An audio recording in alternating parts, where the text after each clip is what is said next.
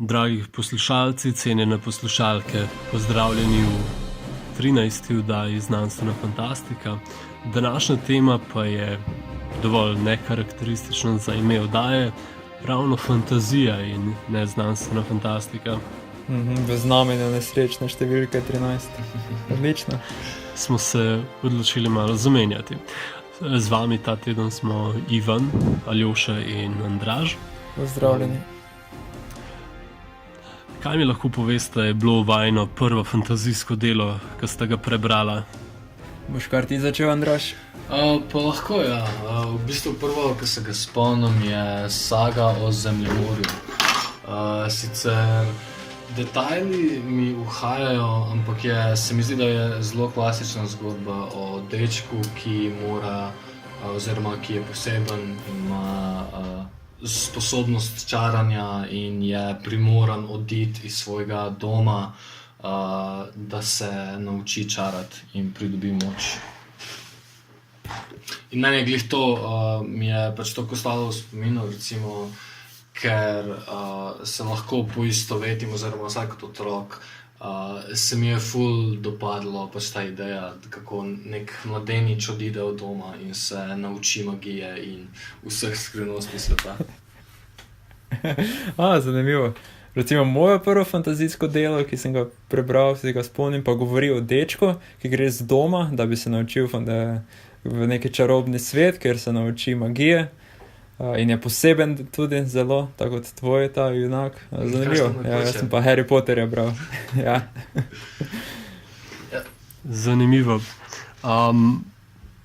Prvo fantazijsko delo, ki se ga jaz spomnim, je Kralj Artur. Tam pa ni bilo...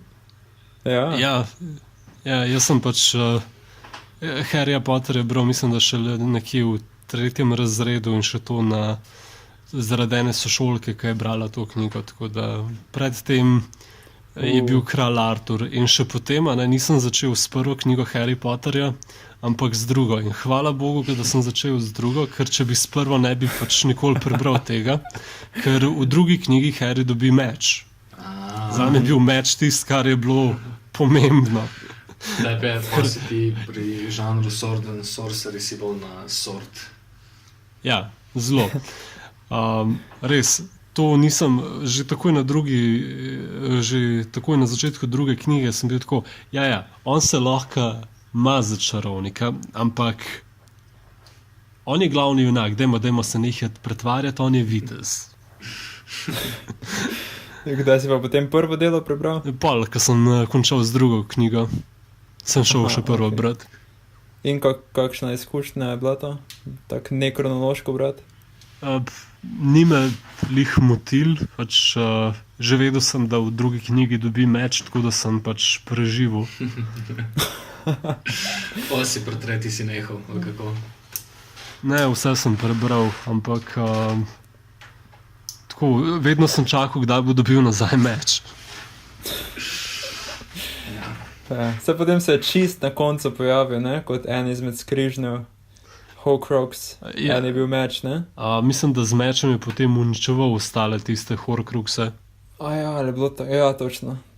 No, takrat se še potem v 7. knjigi enkrat mogoče užival par trenutkov. Veš, tukaj se pozna, da sem prvo bral Kralja Arturja, ker on prvo izvleče meč iz kamna, da postane kralj in potem mu še pač tista vila iz jezera, gospica iz jezera podari Excalibur, tako da veliko je poudarka bilo na čarobnih mečih. Ja, zdaj pa k naslednjemu vprašanju. Kaj vaju privlači pri fantaziji? Zakaj se sploh vračate nazaj k temu žanru?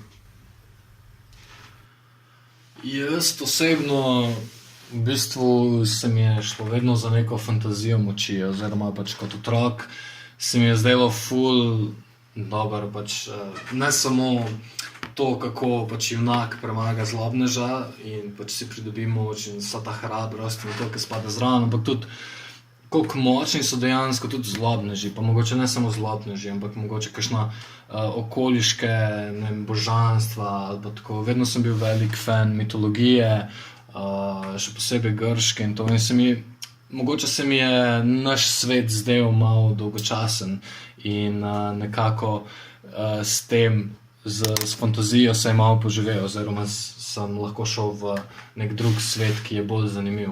Ampak danes kot odrasel pa mi v bistvu isto predstavlja neko fantazijo moči, oziroma samo se mi zdi, da danes v tem svetu je ful veliko stvari nesigurnih in se nam ne izide vedno, kakor si zamislimo, ali pa obstaja veliko preprek v življenju in pač s potopom v nek fantazijski svet lahko zopet doživimo v bistvu neko občutje moči, na način, ki ga pač ne morem v resničnem svetu, recimo.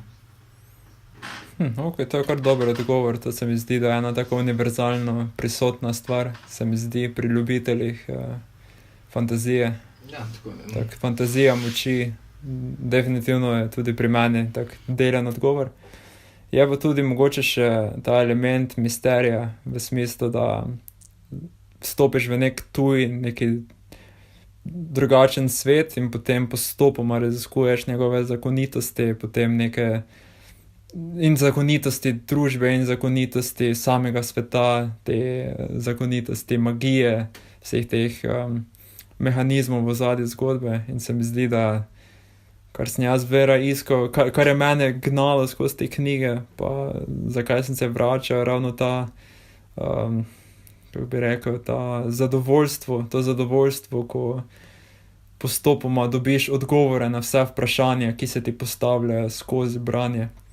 In na nek način ta element misterija v fantaziji, ampak posebej fantazija, pa še zato, ker torej misterija ne iščem v nekih drugih žanrih, kot kriminalke pa to, ampak vseeno grem raje v fantazijo, mogoče še zaradi tega dodatnega elementa eskapizma zraven, torej da ta novi svet te popolnoma povleče vase in lahko strani, stotine in tisoče strani preživiš nekje.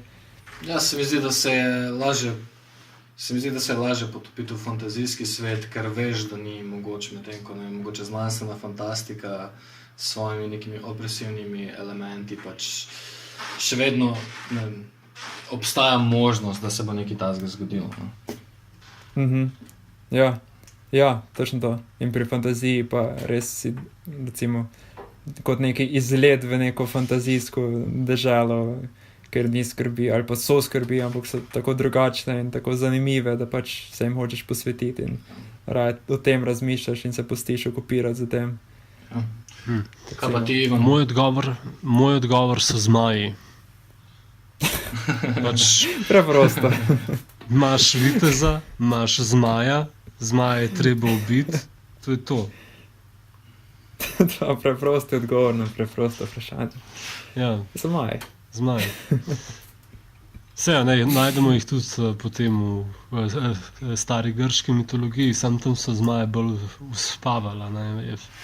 Medtem ko v fantaziji večinoma vsaj včasih so jih večinoma pobijali, zdaj so postali hišni ljubljenčki, kar že spet kaže na to, kako se je fantazija izrodila in da se moramo vrniti nazaj k dobrim starim časom, ko so zmaji bili zlobni. Čeprav v bistvu so imeli vse kulture neko obliko zmaja. Ker jaz sem v osnovni šoli celo delal seminarsko nalogo na temo zmajev. Vse kulture imajo v bistvu neko vrsto zmajev in so hudobni ali so dobri. Vem, da v eni Kitajski so celo v bistvu zmaji tisti, oziroma en specifičen zmaj, ki je dal človeku zmožnost pisanja. Imaš polno takih vplivov. V Aziji nasplošno so zmaji take dobre dušice, ki pomagajo ljudem, medtem ko jaz imam rad te evropske zmaje, ki so pač zalega, ki je treba pospraviti.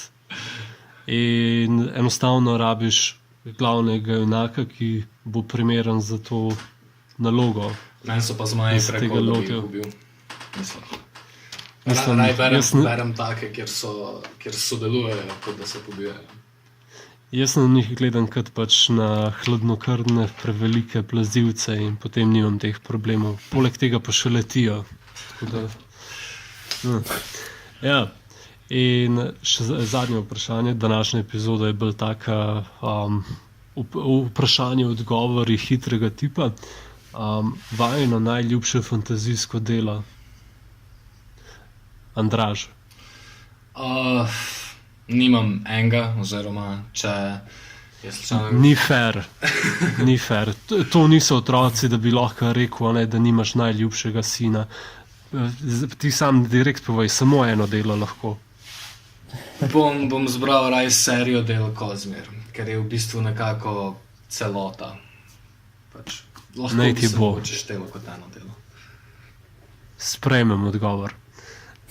Zakaj pa?